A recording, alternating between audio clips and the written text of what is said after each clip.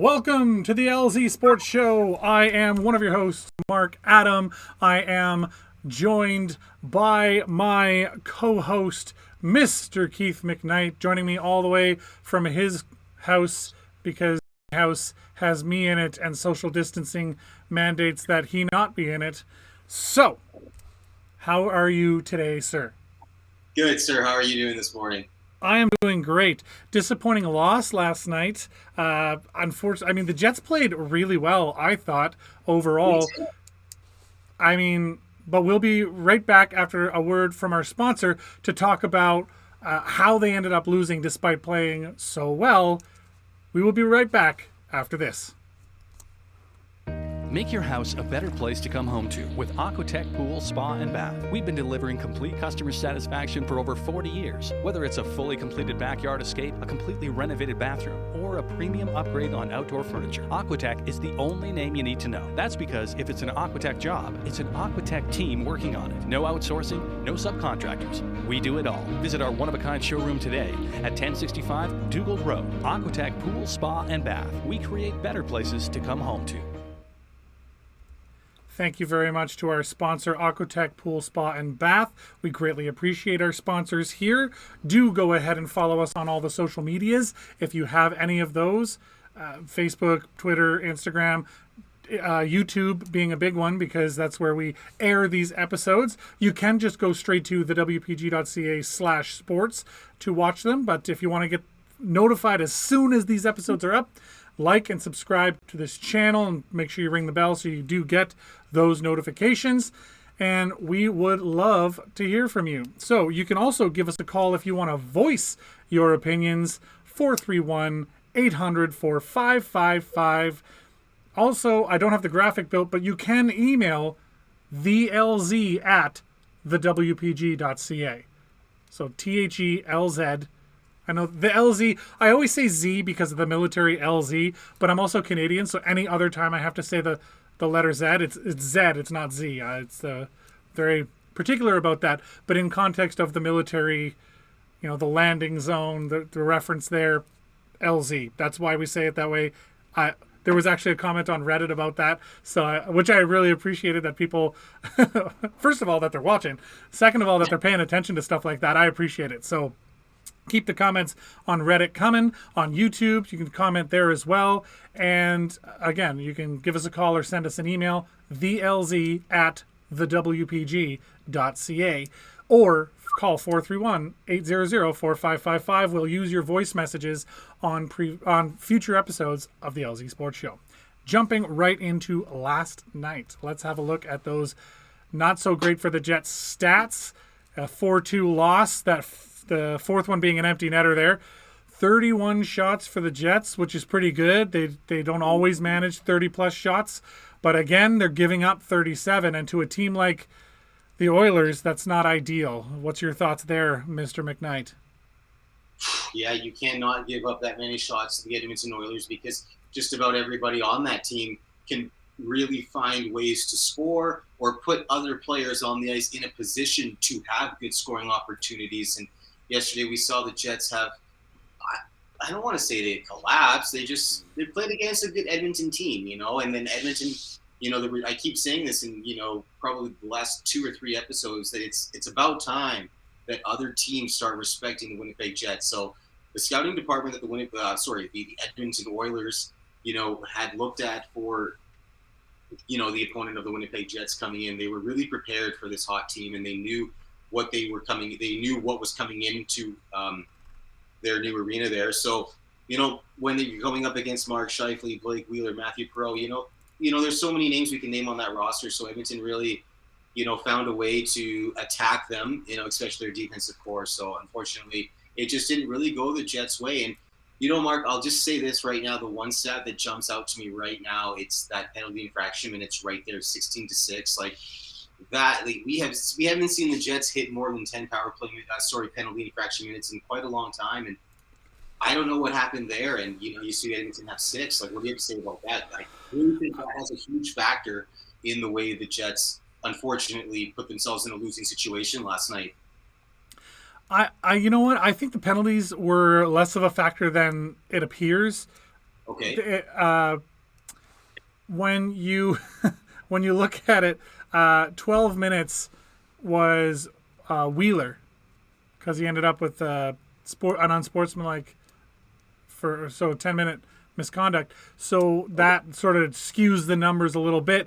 But 3 power plays each. The Jets actually capitalizing on one. Kudos to the the penalty killers of the Jets for keeping the powerful, dangerous Oilers power play off the board, but they made up for it. So when you are playing against a player like Connor, the human cheat code McDavid, you're gonna run into some problems. And Tippett knows what he's doing when he puts those guys on the ice. He looks at McDavid and Draisaitl and tries to keep them separate because their power by themselves is undeniable. But Yes. often after a penalty kill, he'll put them out there together. Obviously, the power play, they're out there together.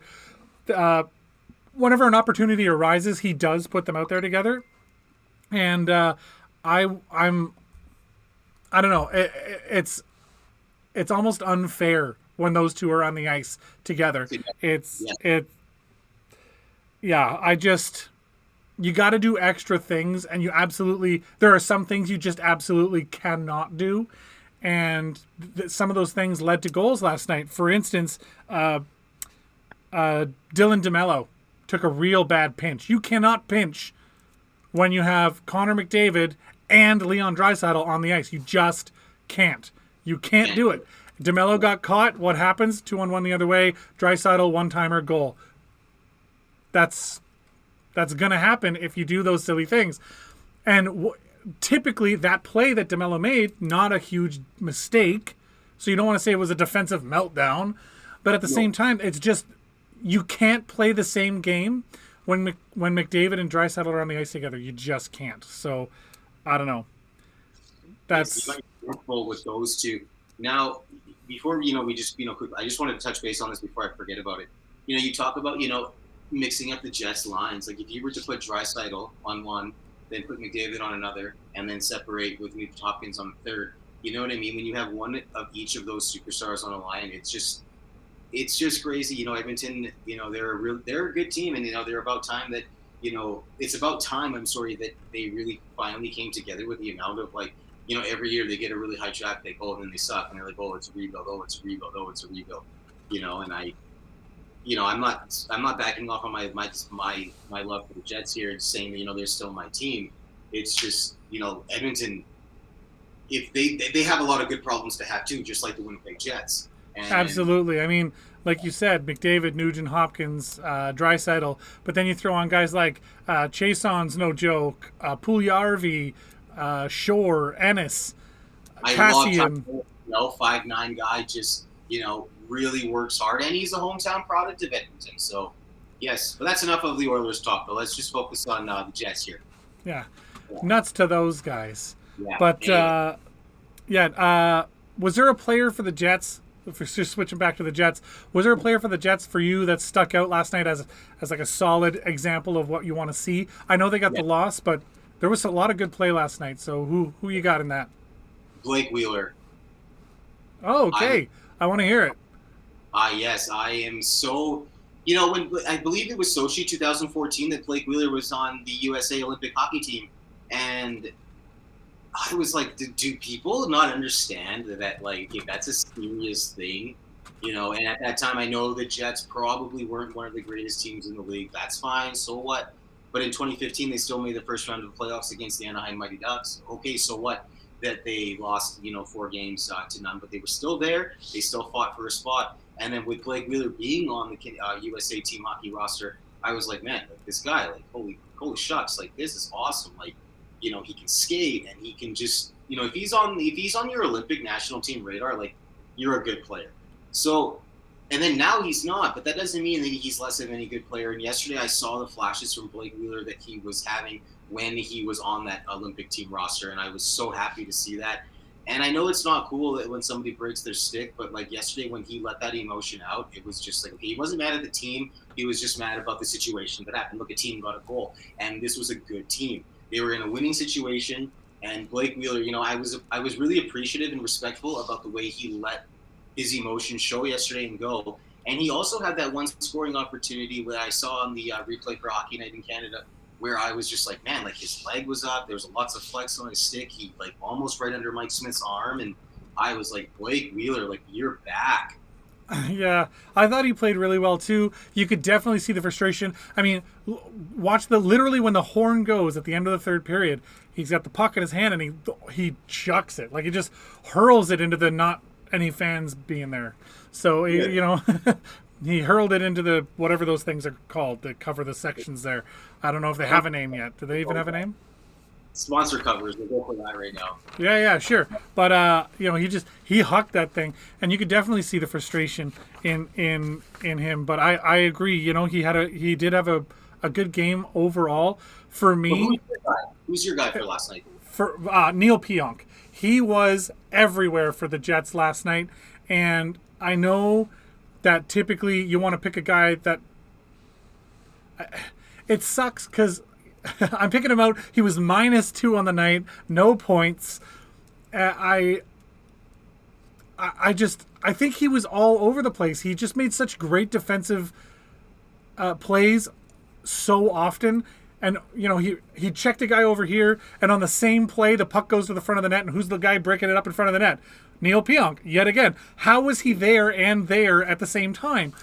Because he's smart. He knows, okay, here's what happened. Here's where the puck's going to go, so that's where I have to be. This is a guy you want to keep happy. I know -2, not a great thing when you lost 4-2, but No. there's not a lot of pluses out there aside from Logan Stanley. Logan Stanley is leading the Jets defensive core in plus-minus. That's I love it. I love it too. The guy is a monster. I love it, and he's going to be a great, he's a 22-year-old rookie. I'm loving Logan Stanley, but last night Neil Pionk was the guy for me, and 6 blocked shots on the night for Neil Pionk. I just thought he was a very responsible defenseman last night, knowing full well that the offensive side of his game, which absolutely exists, wasn't what was needed last night. So that's not what he did. He does what the team needs, not what he wants. And I love that about Neil Pionk. So that trade just keeps getting shinier and shinier for me. I love it. But I'm not going to say I didn't like the way Wheeler played or Scheifele played or Kyle Connor had some, he was a little bit snake bit last night. But I really enjoyed that. What did you think about Mike Smith? You got a guy who's almost 39 years old. I'm 38 years old. Okay? I'm 38 years old. Mike Smith is older than me. Like he's my age essentially, but he's about to turn 39. And most of last night, you gotta be good to be lucky, or you gotta be lucky to be good. I'm really not sure which way it went for Mike Smith last night. 36 saves for him last night. I'll bring up the graphic for y'all. This is the score sheet from last night. So 36 saves for, I had that backwards. 36 shots for the Jets, or for the Oilers. 31 shots on, 29 saves, .935 save percentage last night for Mike Smith. I was equal parts impressed and confused because Mike Smith did not play. I didn't think he played that well. I think he got very lucky in a lot of places, and some of those spectacular saves that you see when you go back and watch the replay, like the highlights, those are him cleaning up messes he caused for the most part. So, like he flings the puck up the middle of the ice. It takes some real bad bounces because why would you do that? Ends up on Kyle Connor's stick.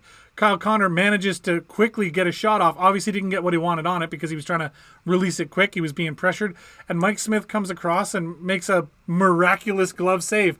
And what the announcers talk about is the glove save. They didn't talk about how he gave the puck to Kyle Connor on the doorstep and then recovered. So when he was asked about it after the game, even Mike Smith was like, I don't like to be on the highlight reels too much because it usually means I did something wrong or I was out of position. So last night, he could have ended up on the highlight reel for all the wrong reasons, and by sheer luck ended up not being on the losing end of those highlight reels. So what did you think of his play last night? Go at it. Okay, well, when you say lucky, yes. When he put himself in the position where he had to jump in front of the net and make that lucky glove save, like, that's probably when any Winnipeg Jet probably should have broke their stick. I'm like, ooh, wait, really?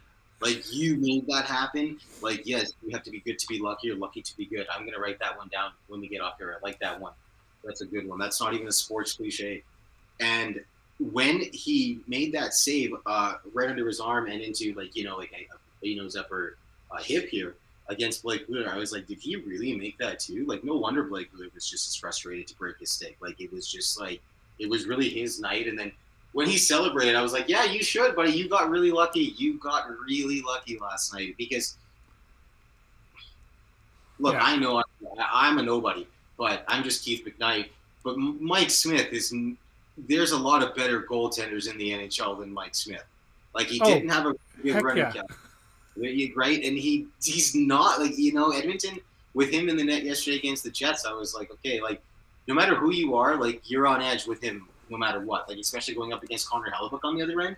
So, yeah, it just shows how serious other teams and even individuals are taking every time they see we have the Jets. You know what? You say that he's not one of the better goalies in the league. I don't think he's the best goalie on their team.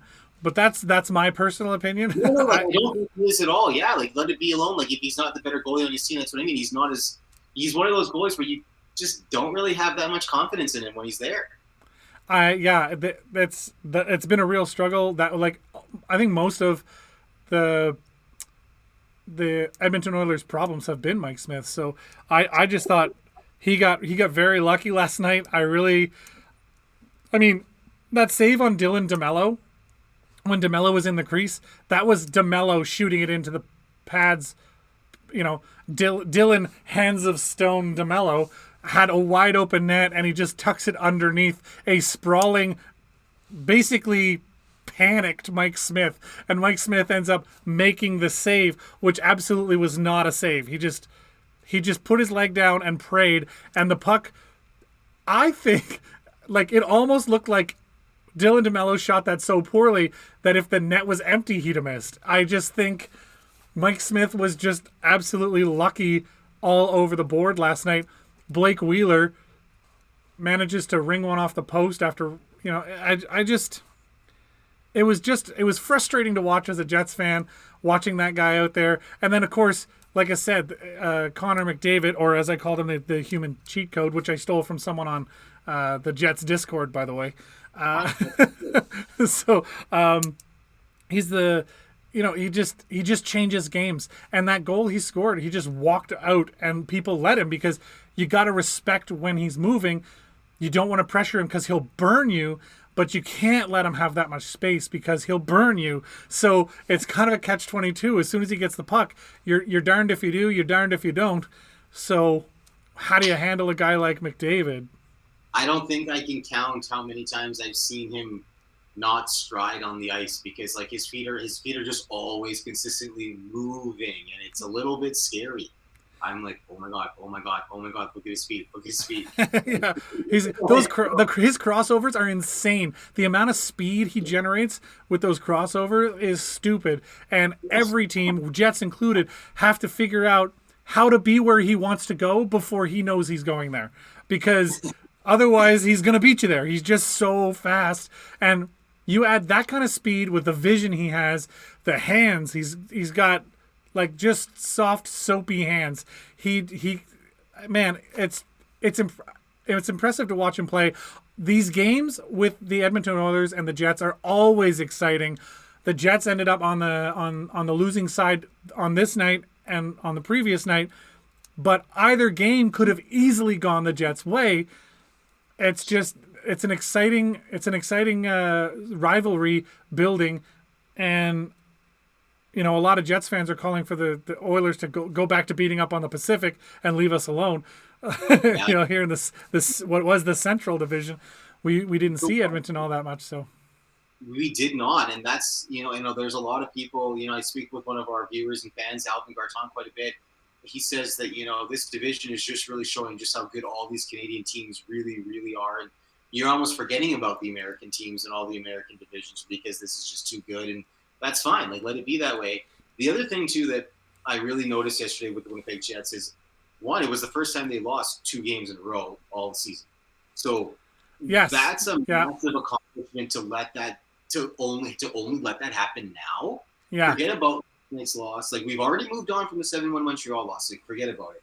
We'll move on from these 2 in a row. The Jets came back from an eastern side of the country road trip, and they came back with 7 out of 10 points. All right. Yeah. They lost these 2. That's okay. Like, don't let your loyalty be tested. I know there's a cloud gleaming over the city today, with some rain. Don't let there be a cloud be glooming right now over your love or confidence or questioning of this team. So where I'm going with that is, yesterday when the Jets walked off the ice, the demeanor that I felt from all of them, especially when the cameras were on their faces, was when, like, Corey Perry and the Dallas Stars, they lost that one game to the Tampa Bay Lightning in the World Stanley Cup final, and Corey Perry sat on the bench and just he just wasn't happy about it. And that was the vibe I got from the Jets. They're like, look, this is how serious we take this. We're not going to lose to this team again. I believe there's 3 more meetings against the Edmonton Oilers, but those 3 will be in Winnipeg if I looked at the schedule correctly. So, the Jets are going to take this very seriously, and they took that game and that loss last night like a playoff loss. They took it like a rivalry, like, okay, like, we cannot let this happen again. And even when Mark Scheifele picked up that penalty, that tripping penalty, he was like, oh, man, like, we can't let these things happen. And right? I mean, that was just bad luck. I really think it was because both teams played very well. I think some days the bounces go your way, some days the bounces don't. And last night they did not go the Jets' way. And all of the things that could go wrong, it was sort of a Murphy's Law situation. All of a sudden you're down 3-2. Scheifele takes an accidental tripping penalty. It was just a comedy of errors that led to their loss last night. And even before, but right before the empty netter, like, even the Jets were pressing. Like, it wasn't like the game was out of reach at any point. Even if you ask, I mean, don't look at the comments on Reddit, because that immediately went south real quick when when the Oilers went up 3-2. They're like, oh, game's over. Like, there's half a period left, So it's disheartening when. Because it was basically a repeat of Thursday night's game, to be honest. The Jets controlling a lot of the play, played very well. Connor McDavid ended up, not only scoring a goal and getting assist, but the previous game scored, those. You can't ever count out Connor McDavid. You just can't. The guy is, as soon as the game is in doubt, he puts the game on his back. And he's a generational talent. There's not a lot of... I mean, name another player in the league that can put an entire team on his back like that. Austin Matthews? Not even. Nobody as one player has as much effect on a game as Connor McDavid does in this league. I challenge you to name another player currently playing. I mean, we can look back and go, Wayne Gretzky, Mario Lemieux, I look at defensemen like Paul Coffey. There's Bobby Orr. There's players that Bobby Orr is also, I believe Bobby Orr's sports organization is Connor McDavid's sports agency. So there you go. I like how you went with that. Oh, there's a connection. There you go. There you go. I didn't even know that, but he's just a guy that can affect play, and the Jets can't take the loss that hard because you're playing against the Edmonton Oilers plus Connor McDavid. Because the Edmonton Oilers without Connor McDavid are no joke. The talent they have, as we talked about earlier, they're no joke. You take Connor McDavid off that team, they're still going to win a bunch of games. Wow. I like where you're going with that. Right? So you add Connor McDavid, who by himself can change the course of a game. it's a hard team to play against, and there's a reason that they are now tied in points with Toronto at the top of the North Division. This is the North Division's playoff picture, and you'll see 42 points each, Toronto and Edmonton. Edmonton has 34 games played, where Toronto only has 32. But look at Edmonton's play lately: 7-3-0 in their last 10, where Toronto's 4-6-0. The most impressive last 10, by the way, Vancouver, the quote-unquote surging Vancouver Canucks at 500. 7-2-1 in their last 10, though. Like, they definitely struggled out of the gate, but they have been pouring it on. And if Montreal and Winnipeg keep playing the way they're playing, Vancouver is going to catch them. Yes, but we can't. We'll just hope that Montreal continues playing the way that they do, and the Jets just continue to. Man, the Jets are in the top 3 in this division. That's a big deal. Yeah, and the thing is, too, just for those watching that are like, why is Vancouver 5 and Calgary 6? Because this is based on points percentage. So the placements on the left are actual NHL placements based on the total points. But the points percentage, because you'll notice Vancouver's played 35 games, or Calgary's only played 32.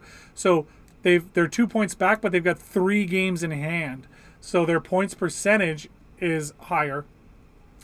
For reference, the average points percentage required to make the playoff is .560. So 560 is the number you're looking for to make the playoffs. Montreal flirting with that number, just sitting on top of it, and Calgary teasing it from the bottom side. So that sounded worse than I meant it to. But, Montreal's play as of late, not great. They did, however, manage to win an overtime game last night for the first time this season. 9 losses in overtime and or shootouts. 6 overtime losses for Montreal, 3 shootout losses for Montreal before their win last night in a shootout. So that's not a great place to be when you're Montreal, but finally they figure out how to win in overtime. Thomas Tatar, the hero there, and Carey Price obviously doing his part.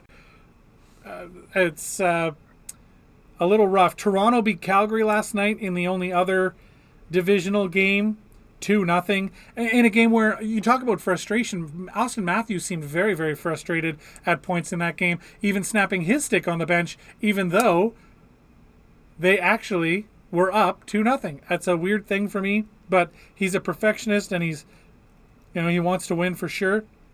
But the Habs finally win a game in OT is really the headline there in the divisional rivalries. And I mean, was there anything else about the game itself last night that you wanted to talk about?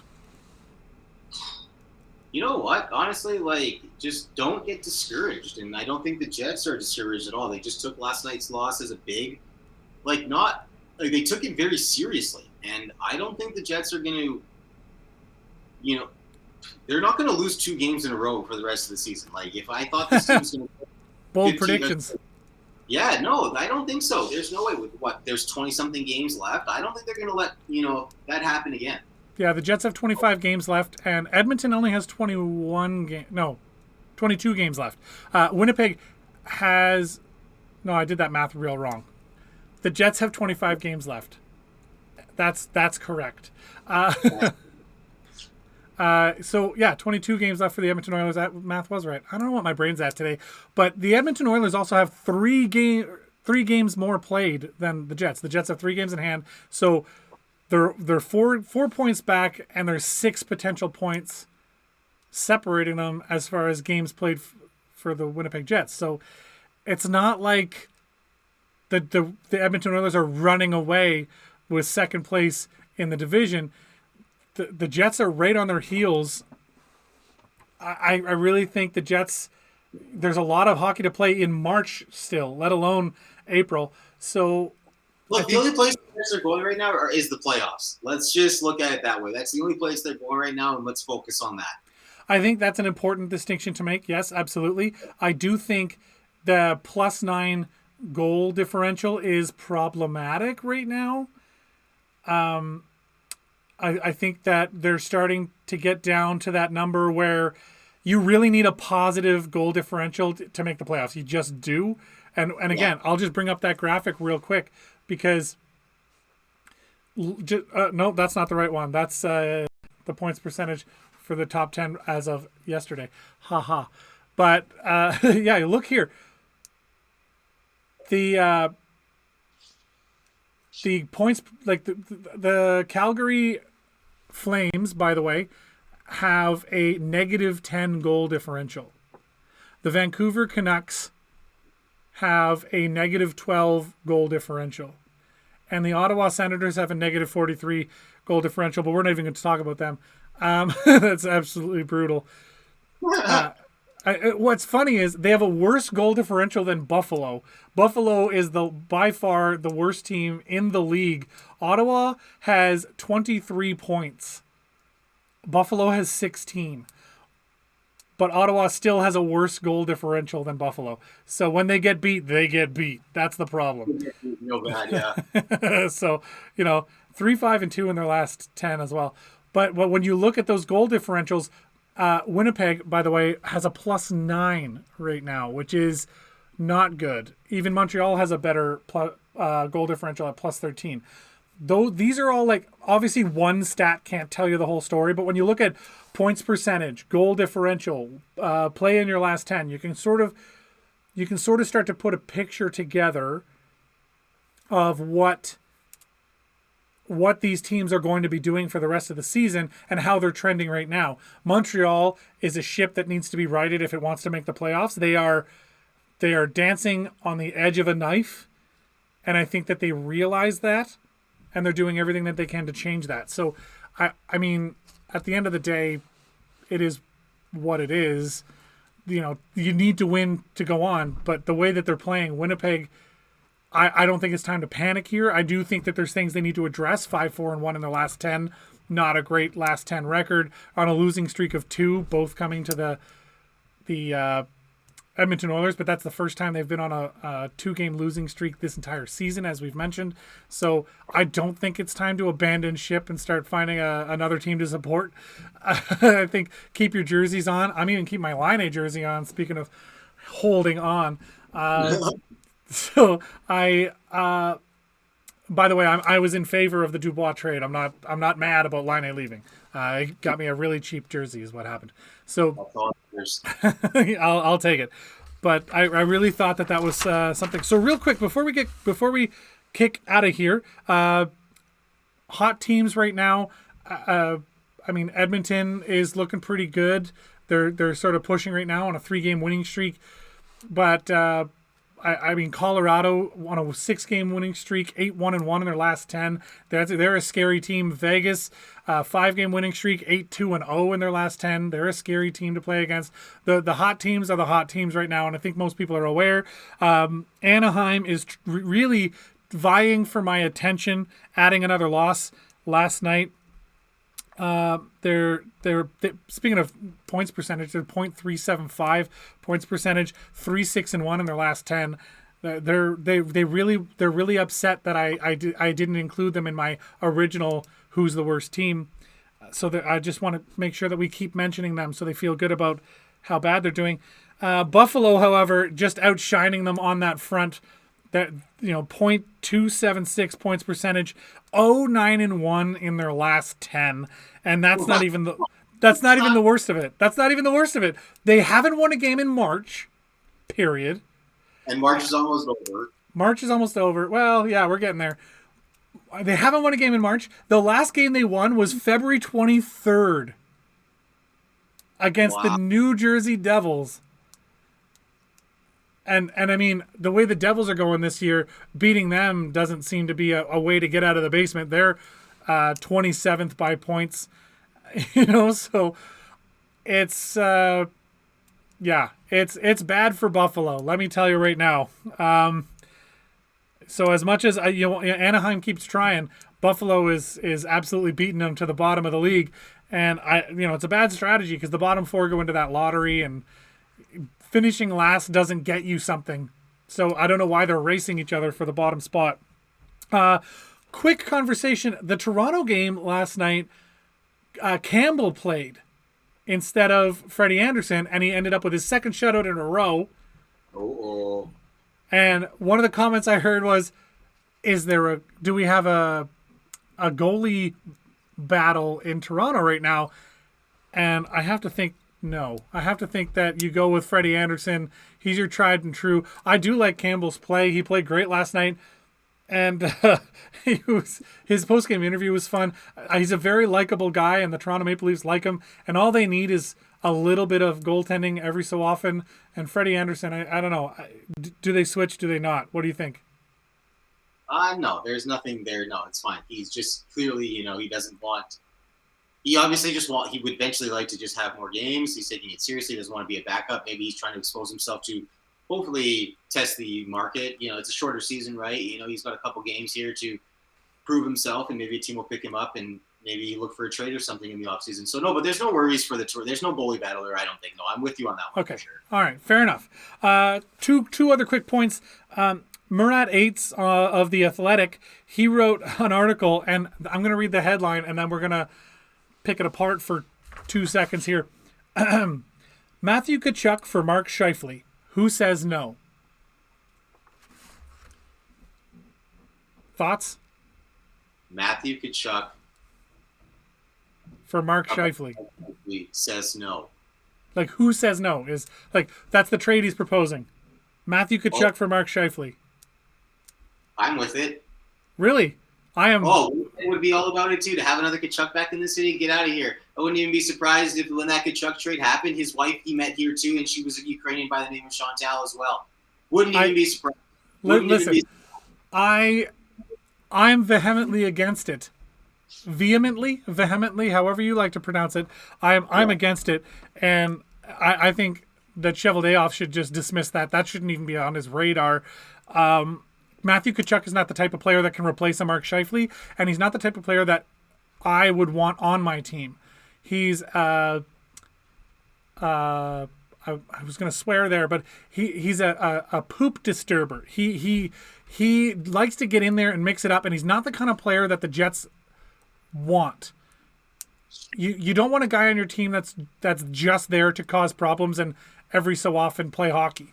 That's not who the Jets are. That's not their identity. And getting rid of a guy like Scheifele would be a big deal. And Matt Tkachuk is not a guy that can fill that hole from a leadership perspective, from a production perspective, from any angle you want to look at it. I don't think Matt Tkachuk even deserves the time of day. So that's my thoughts on that. So Mr. Aites, I apologize, but no.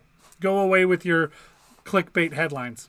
That one's gone. We're going to ice that one. I think, Ben. Done. We'll ice that. Scott Billick, however, goes the other way from the Winnipeg Sun, of course, and he says that the Jets are pot committed. It's a poker term, meaning you're too far in to fold now. So he also said, do the Jets want a year and a couple months of Ekholm or the next 6 or 7 years of Sandberg?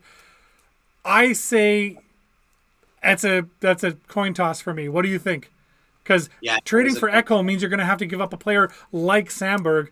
You're not going to be able to give away Sami Niku. You're not, and all this is in his article. Do go read it. Scott Billick, Winnipeg Sun, the article about trading for Ekholm. How about just keeping things the way that they are? How about not trading for anybody?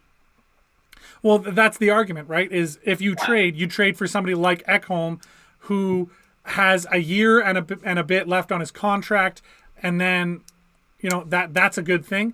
But then you're going to have to give away someone. And not only that, more complicated is the fact that if you trade for Ekholm and you bring him in, you have to protect him against the Seattle expansion draft. And then you have to expose, like, who? Logan Stanley? Does he get exposed? What happens there? So, yeah, so that complicates matters, right? When you're looking at a run this year, anybody you trade for, you're going to have to protect. Because otherwise, why would you go out of your way and wait 2 weeks for that quarantine and blah, blah, blah? So anyway, what are your thoughts on that real quick before we finish up? It's hard to give up these players that the Jets have, even in the Moose system. It's really hard to expose anybody, especially come the Seattle draft. Now, the other day I asked you about the Seattle draft. You're like, I don't even want to go there now. I see why you said that, because that's just a whole other issue to think about now. Because now they're talking about trades. Now we're trying to shut that down. Then Like, let's just shut this down first, then we'll worry about the Seattle expansion draft. And I see where you're going with that now. Yeah, it's a tough call, and I don't have an answer to it.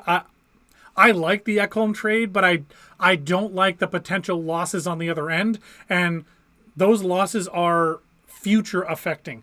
You're talking about giving away a guy like Sandberg, who's 6-7 years for us maybe. Possibly losing a guy like Logan Stanley that we were talking about today, leads the Winnipeg Jets in plus-minus category, and I thought plays a very solid, probably the most responsible defensive defenseman we have right now. So I don't know. It's a tough call for me. But we'll leave that to the experts. Let us know your thoughts. Do give us a call on the WPG Sports line. The number there you can call is 431-800-4555. If you want to email us, it's thelz@thewpg.ca. We would love to hear from you and what your thoughts are. Do follow us on all the social medias, Facebook, Instagram, Twitter, and YouTube. Like and subscribe. That goes a long way. I know it's not a big deal to you, but it's a huge deal to us. So liking and subscribing and turning on those notifications so you know when we post new content, that it goes a long way, like I said. So thank you very much to our sponsor, Aquatech Pool Spa and Bath. We greatly appreciate any help there. And if you want to sponsor us on the show here as well, you can do so by emailing us ads@thewpg.ca. Give us a call, 431-489-2401. For the WPG Sports, the WPG Magazine, for the LZ Sports Show, I am Mark Adam. On behalf of myself and my partner, Keith McKnight, thank you very much for watching. We will see you next time in the LZ.